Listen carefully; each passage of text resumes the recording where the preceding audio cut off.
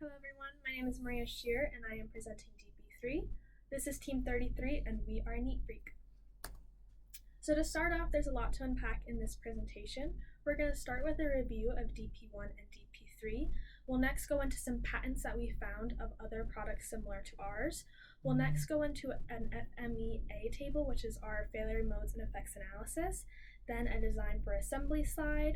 We'll go through our new bill of materials that we produced from our prototype. We'll go through some CAD models, our final prototype, and finally some reflections at the end. So to start off a review of DP1 and DP2, really this all started with a mission statement, which includes our product description, some goals, who we're catering towards, and then to get a better idea of what the public wants in terms of phone cleaners, we interviewed some potential customers and asked them what they currently did to clean their phone, what they liked about what they did, what they didn't like about what they did, to get a better understanding of what we want our product to be for them. We interpreted some needs based on their statements and listed those needs as either primary or secondary, depending on how important we thought they were to our product. So next was a concept generation table, and we started by identifying 5 subfunctions that we think our product should have, such as a way to receive user input, a way to receive energy, some sort of sanitization process, a drying process, and a completion indicator.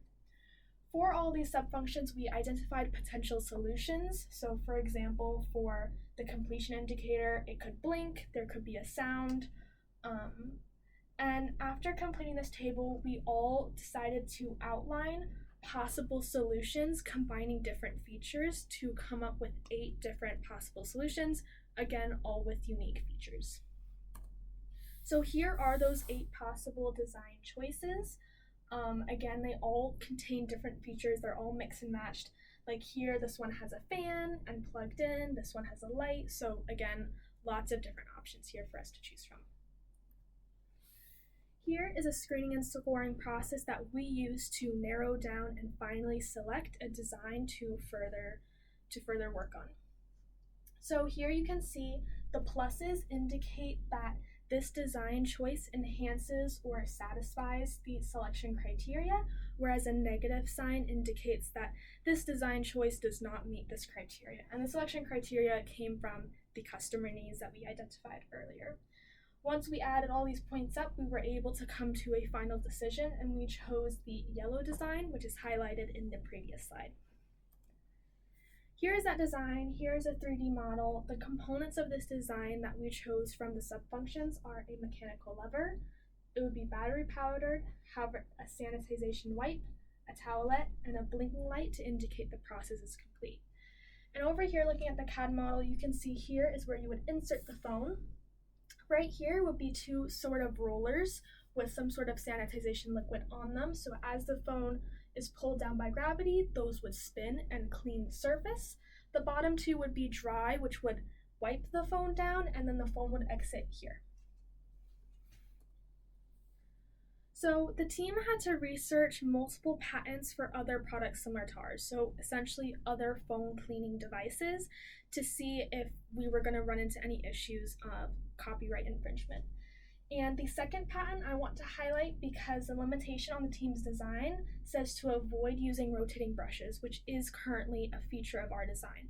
So if we were to move forward with this design, we would have to change something about it to avoid this patent and avoid getting into trouble with that. Again, for the 5th patent, it says to avoid copying the enclosed cleaning chamber. So essentially we would have to display our cleaning chamber to avoid copyright infringement for this specific patent.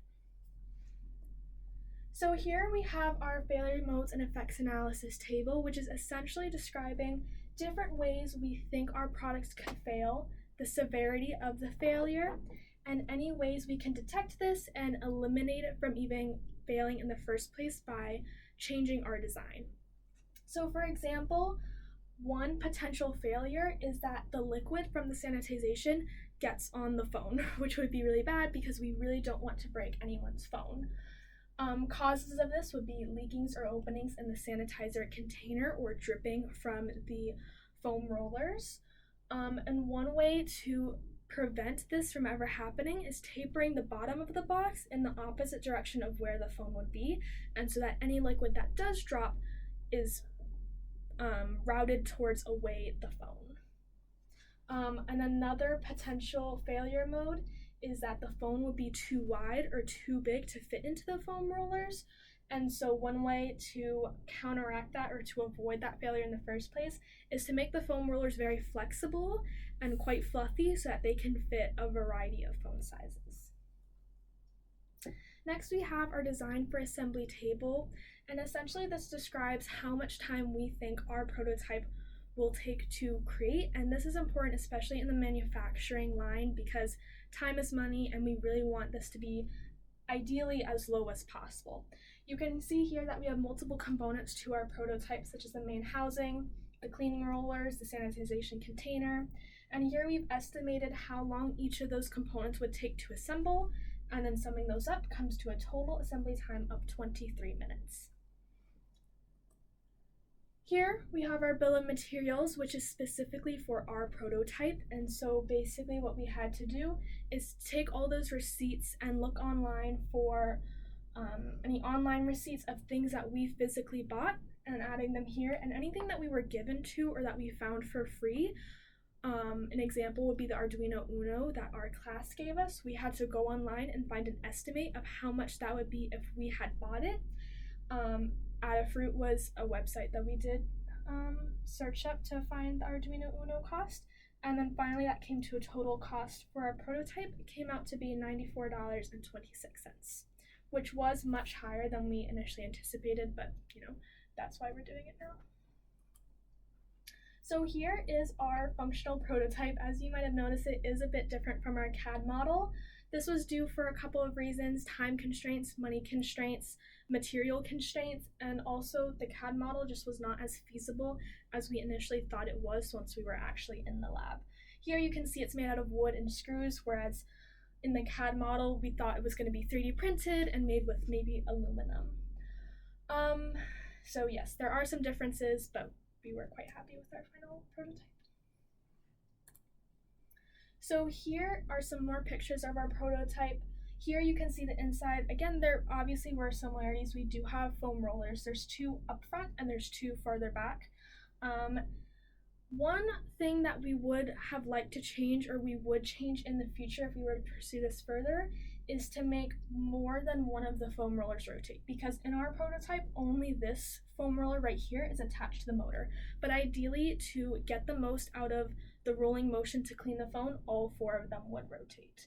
Going back to our prototype, this is the sliding function that we use to take out our phone, and that's just another picture of the external picture of our prototype.